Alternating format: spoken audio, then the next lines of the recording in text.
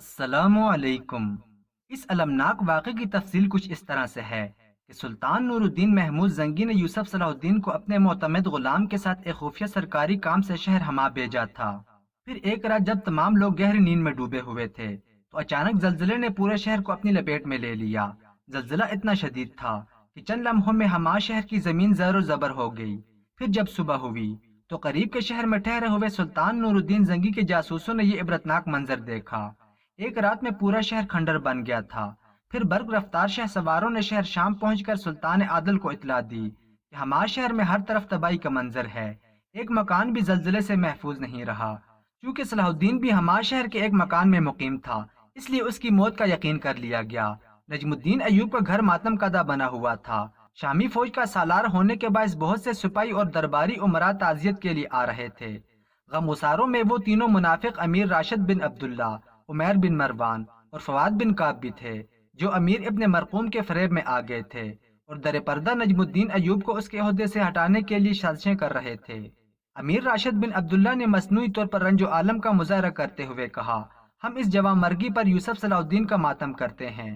دوسرے فواد بن کعب نے آسمان کی طرف دیکھتے ہوئے کہا، اے فل کے کچھ رفتار، یہ کیسا ستم ہے کہ بوڑھے ماں باپ وقت کے تھپیڑے کھانے کے لیے زندہ رہ جاتے ہیں اور ان کے کڑیل جوانوں کو خاک میں ملا دیا جاتا ہے۔ یہ کہتے ہوئے امیر بن فواد نے آنکھوں میں آنسو لانے کی ناکام کوشش کی۔ اگرچہ تنہائی میں روتے روتے نجم الدین کی آنکھیں سوج گئی تھیں، لیکن وہ تعزیت کرنے والوں کے سامنے غیر معمولی ضبط و تحمل کا مظاہرہ کر رہا تھا۔ تیسرے امیر عمیر بن مروان نے اپنے جذبات کی تسکین کے لیے عجیب انداز سے نجم الدین کی دل آزاری کی اور کہا، امیر آپ کے ہمدردانہ جذبات کا بے حد شکریہ، مگر ایک مومن کے لیے انداز گفتگو جائز نہیں ہے۔ بے شک صلاح الدین کے غم میں ہمارے دل اداس ہیں اور آنکھیں اشبار ہیں، لیکن ہمیں ہر حال میں راضی برضا رہنا چاہیے۔ پھر کہنے لگا، مجھے صلاح الدین کی موت سے زیادہ اس بات کا غم ہے کہ تمہارے بیٹے کو قبر بھی نہیں ملی، نہ اسے غسل دیا گیا اور نہ اس کی نماز جنازہ پڑھی گئی۔ اللہ ایسی موت کسی کو نہ دے۔ عمیر بن مروان کی بات سن کر نجم الدین ایوب کے چہرے پر ناگواری کا رنگ ابھر آیا، لیکن وہ مروت میں خاموش رہا۔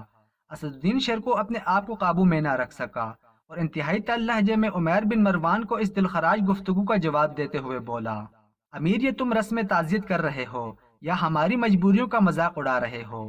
امیر عمیر بن مروان گھبرا سا گیا تھا اور اس کے لہجے میں ہلکی سی نکت آ گئی تھی۔ پھر کہنے لگا، میرا یہ مطلب نہیں تھا، ایک دن سب کو مر جانا ہے، لیکن جانے والے اپنی کوئی نشانی تو چھوڑ جاتے ہیں۔ عمیر بن مروان نے بات بنانے کی کوشش کی اور مزید کہنے لگا، میں تو یہ کہنا چاہتا تھا کہ تم اتنے بڑے کھنڈر میں اپنے بیٹے کی لاش کہاں تلاش کرو گے؟ اسد الدین شیر کو مزید جواب دینا چاہتا تھا، مگر اچانک پوری گلی سرکاری نقیبوں کی آوازوں سے گونج اٹھی، سلطان عادل تشریف لا رہے ہیں۔ نقیبوں کی آواز نے صورتحال کو یکسر بدل ڈالا تھا۔ نجم الدین ایوب اور اس کا چھوٹا بھائی اسد الدین شیر کو تیزی کے ساتھ دروازے پر پہنچے۔ سلطان نور الدین زنگی کی سواری اپنے سپاہ سالار کے دروازے پر آ کر رکی۔ پھر نور الدین زنگی نیچے اترے۔ سلطان عادل کے ہمراہ قاضی ابن ارسون بھی تھے۔ دیکھنے والوں نے دیکھا، دونوں کے چہروں پر گہری اداسی چھائی ہوئی تھی۔ پھر سلطان نور الدین زنگی اور قاضی ابن ارسون نجم الدین ایوب اور اسد الدین شیر سے گلے ملے۔ اس کے بعد دونوں اندرون خانہ چلے گئے۔ سلطان نور الدین زنگی نے رسم تعزیت ادا کرتے ہوئے کہا، صلاح الدین میرا خدمتگار یا مصاحب خاص نہیں تھا، وہ میرے چھوٹے بھائی کی طرح تھا اور اس سے مجھے بڑی امیدیں وابستہ تھیں، لیکن حق تعالیٰ کی مرضی میں پوری کائنات مل کر بھی دخل انداز نہیں ہو سکتی۔ یہ کہتے کہتے سلطان نور الدین زنگی کی آنکھیں بھیگ گئیں اور فضا پہلے سے بھی زیادہ سوگوار ہو گئی۔ والی شام کی یہ کیفیت دیکھ کر تینوں امیر راشد بن عبداللہ، فواد بن کاف اور عمیر بن مروان دل ہی دل میں بہت خوش ہوئے۔ امیر ابن مرقوم نے انہیں یہ کہہ کر ورغلایا تھا کہ نجم الدین ایوب اور اسد الدین شیر کو دربار سلطانی میں بہت زیادہ رسائی حاصل کر چکے ہیں، لیکن آج جب ان تینوں نے صلاح الدین کے لیے انتہائی تحسین آمیز کلمات سنے تو اندازہ ہوا کہ مرنے والا اپنے باپ اور چچا سے بھی آگے بڑھ کر سلطان عادل کے بہت قریب پہنچ گیا تھا، اور یہی وجہ تھی کہ وہ تینوں جوان مرد صلاح الدین کی موت پر انتہائی خوشی محسوس کر رہے تھے۔ ان کے خیال میں قدرت ان پر بہت زیادہ مہربان تھی کہ ایک زہریلا کانٹا خود بخود ان کے راستے سے ہٹ گیا تھا۔ پھر قاضی ابن ارسون نے انتہائی رقت آمیز لہجے میں اپنے شاگرد خاص کے لیے دعائے مغفرت کی، یہاں تک کہ اس مجلس میں موجود تمام لوگوں کی آنکھوں سے آنسو رواں تھے۔ خود سلطان نور الدین زنگی کی آنکھوں سے بہنے والے آنسو ان کی داڑھی کو بھگو رہے تھے۔ تینوں حاسد اور منافق امیروں نے بھی سلطان عادل کو خوش کرنے کے لیے رونے کی کوشش کی، مگر آنکھوں کے گوشے تو اس وقت بھیگتے ہیں جب دل پر چوٹ پڑتی ہے، جبکہ ان تینوں حاسد امیروں کے سینوں میں دل کی جگہ پتھر رکھے ہوئے تھے۔ پھر جب سلطان نور الدین زنگی رخصت ہونے لگے تو انہوں نے اپنے سپاہ سالار نجم الدین کو مخاطب کرتے ہوئے کہا، اگرچہ سرکاری کارندوں نے اطلاع دی ہے کہ شہر حمام میں سارے مکانات منہدم ہو گئے ہیں اور دور تک انسانی زندگی کے آثار نہیں ملتے، لیکن پھر بھی یوں محسوس ہوتا ہے کہ جیسے سرگوشی میں کوئی مجھ سے کہہ رہا ہو کہ یوسف صلاح الدین محفوظ ہے۔ آمین۔ قاضی ابن ارسون نے بآواز بلند کہا، آپ سلطان عادل ہیں اور مجھے یقین ہے کہ حق تعالیٰ آپ کی دعا ضرور سنے گا۔ سلطان نور الدین زنگی اور قاضی ابن ارسون کی باتیں سن کر نجم الدین ایوب اور اسد الدین شرکو کے پز مردہ چہروں پر خوشی کی تیز لہر دوڑ گئی تھی، مگر تینوں حاسد امراء دل ہی دل میں ہنس رہے تھے کہ سلطان عادل یوسف صلاح الدین کے باپ اور چچا کو جھوٹی تسلیاں دے رہے ہیں، ورنہ موت کی وادی میں گم ہو جانے کے بعد کون واپس لوٹ کر آیا ہے۔ دوسری طرف شہر حمام میں بڑی عجیب صورتحال تھی۔ ایک مشہور قول ہے کہ جسے اللہ رکھے اسے کون چکھے۔ رات بھر گہری نیند سونے کے بعد صلاح الدین اور سلطان عادل کا غلام امین بیدار ہوئے تو دونوں پر شدید حیرت و سکوت کی کیفیت طاری ہو گئی۔ بہت دیر تک ان کی سمجھ میں ہی نہیں آیا کہ وہ کہاں ہیں۔ کمرہ تو وہی تھا جہاں صلاح الدین اور غلام امین رات سوئے تھے، لیکن گھر کے دروازے کے باہر کا منظر بڑا ہیبت ناک تھا۔ چاروں طرف مٹی اور پتھروں کا ڈھیر تھا جس میں دونوں کے گھوڑے بھی دب کر مر گئے تھے۔ بہت دیر تک صلاح الدین اور سلطان نور الدین زنگی کے غلام حیران و پریشان کھڑے رہے۔ پھر مکانات کے ملبے سے گزر کر وہ کچھ دور تک آگے بڑھے تاکہ کسی محلے دار سے مل کر صورتحال جاننے کی کوشش کریں، مگر کس سے پوچھتے کہ کل شہر حما پر کیا قیامت گزری ہے۔ وہاں تو کوئی بھی زندہ نہیں بچا تھا۔ چند گھنٹوں کے انتہائی دشوار سفر کے بعد صلاح الدین اور غلام امین کو اندازہ ہو گیا کہ پورا شہر زلزلے کے لپیٹ میں آ چکا ہے۔ بھوک اور پیاس کی شدت سے دونوں کا برا حال تھا۔ پھر وہ تک کر بیٹھ گئے اور اللہ تعالیٰ کے اس بے مثال کرم کا شکر ادا کرنے لگے کہ خالق کائنات نے انہیں آفت ناگہانی سے محفوظ رکھا تھا۔ سلطان عادل کا غلام امین بہت خوش تھا اور بلند آواز میں اپنے جذبات کا اظہار کر رہا تھا، مگر یہ سوچ کر صلاح الدین کی آنکھوں میں یکایک آنسو آ گئے کہ وہ جس مکان کے ملبے پر بیٹھے تھے اس کے نیچے پتہ نہیں کتنے مکین دفن تھے۔ شاہراہ عام تک پہنچتے پہنچتے شام ہو چکی تھی اور دونوں کے پاؤں چھالوں سے بھر گئے تھے۔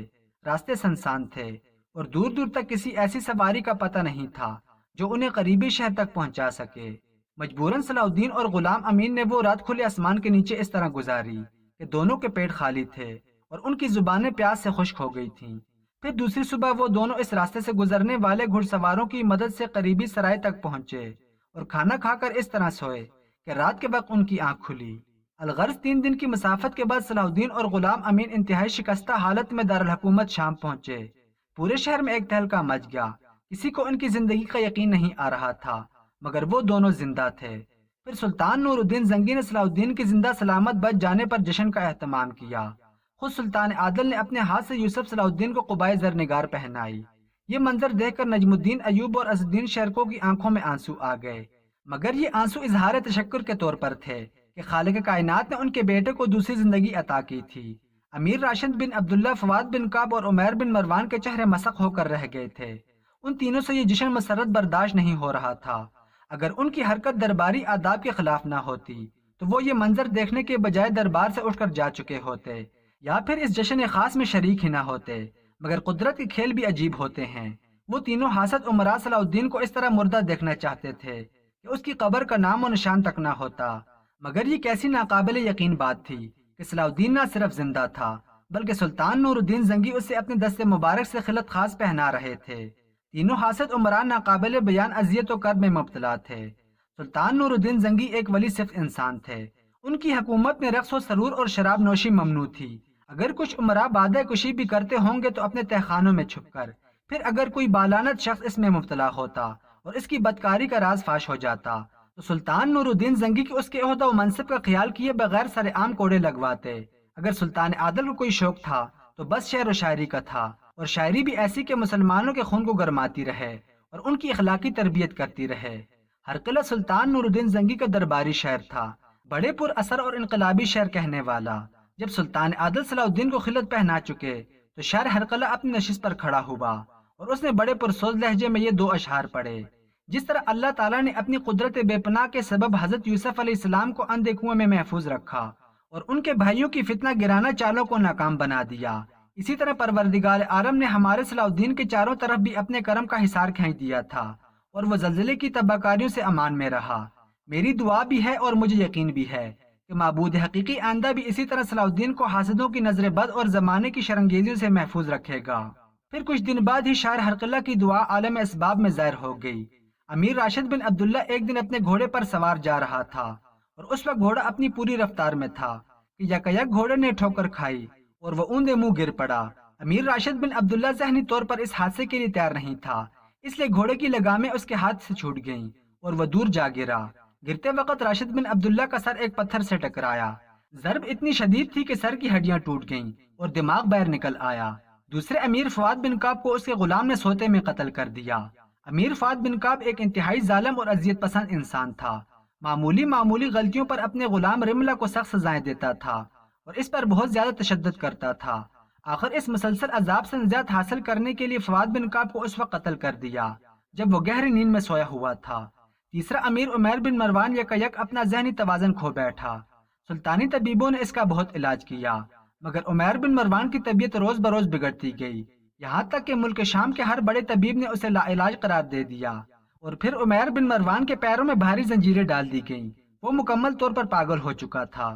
امیر ابن مرقوم جو صلاح الدین کے خلاف سازش کرنے والا پہلا شخص تھا، پہلے ہی معتوب و مفلس ہو چکا تھا، اب اچانک اس پر جزام کوڑ کا حملہ ہو چکا تھا اور وہ تصویر عبرت بن کر رہ گیا تھا۔ اگرچہ ان چاروں واقعات کو محض اتفاق سمجھا گیا، لیکن در حقیقت یہ ان بدکار امراء کے اعمال کی سزا تھی جو اس وقت ظاہر ہوئی جب ان لوگوں نے صلاح الدین کے خلاف سازشیں شروع کیں۔ امیر ابن مرقوم کی تہمت درازی اور زلزلے کی تباہکاری سے محفوظ رہنے کے بعد ملک شام کے باخبر اور دور اندیش لوگوں نے سمجھ لیا تھا کہ یوسف صلاح الدین کوئی غیر معمولی نوجوان ہے۔ صلاح الدین کی بحفاظت واپسی اور خلعت خاص سے نوازے جانے کے بعد شاعری کی خوشی کا کوئی ٹھکانہ نہیں رہا تھا۔ وہ نجم الدین ایوب کے سامنے بار بار اپنا ایک ہی جملہ دہراتی تھی، بابا میں نے بولا تھا کہ صلاح الدین مجھ سے ملے بغیر نہیں جا سکتا۔ جب صلاح الدین نے شاعری کی بات سنی تو باپ کے سامنے خاموش رہا، لیکن تنہائی میں اس نے اپنی ماں زبیدہ سے پوچھا، ام محترم شاعری کیا کہتی ہے؟ زبیدہ نے بڑی محبت سے اپنے بیٹے کو اس واقعے کی تفصیل بتاتے ہوئے کہا، میرے بچے جب تمہاری موت کی خبر ملک شام کی گلی کوچے میں عام ہو گئی تھی تو بس عزیزوں اور شناساؤں میں یہی ایک لڑکی تھی جسے تمہاری موت کا یقین نہیں آیا تھا۔ سرکاری کارندوں کی اطلاعات سن کر کچھ دیر کے لیے میں بھی مایوس ہو گئی تھی، مگر شادی کے یقین میں ذرا بھر بھی کمی نہیں آئی تھی۔ وہ مجھ سے اور تمہارے باپ سے یہی کہتی تھی کہ صلاح الدین اس سے ملے بغیر نہیں جا سکتا۔ والدہ کی بات سن کر صلاح الدین گہری سوچ میں ڈوب گیا۔ روز و شب کے معاملات جاری تھے، ان میں کوئی نمایاں فرق نہیں آیا تھا، مگر شاعری کے رویے میں ایک بڑی تبدیلی آ گئی تھی۔ وہ پہلے کبھی کبھی نجم الدین ایوب کے گھر آتی تھی، لیکن زلزلے کے واقعے کے بعد شاعری نے بلا ناغہ آنا شروع کر دیا تھا۔ وہ کچھ دیر تک اہل خانہ کے ساتھ رہتی، پھر صلاح الدین کے کمرے میں جاتی، چند لمحوں تک کھوئی کھوئی نظروں سے صلاح الدین کے چہرے کو دیکھتی رہتی اور یہ دعا دے کر چلی جاتی، صلاح الدین اللہ میری سانسیں بھی تم کو بخش دے۔